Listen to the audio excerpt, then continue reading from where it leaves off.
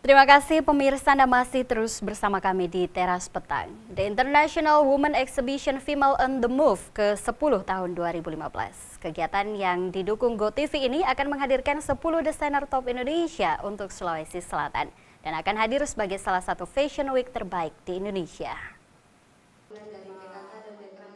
3 Pro untuk ke-10 kalinya mempersembahkan event The International Women Exhibition yang digelar dari tanggal 3 hingga 7 Juni 2015 di 4 Point Sheraton Hotel Makassar.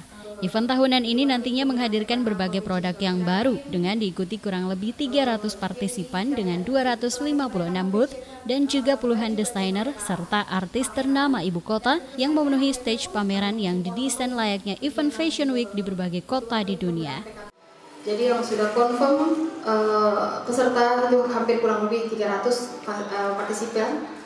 Mereka semua itu terdiri dari beberapa zona yang kita sudah buat, di mana pameran ini selain fashion ada aksesoris, kita juga ada buat untuk festival kuliner, ya ada food festival, kemudian juga ada gemstone. Berkembang kita akhirnya gemstone karena sudah lagi diminatin, kita akhirnya adakan area untuk gemstone buat bapak-bapak.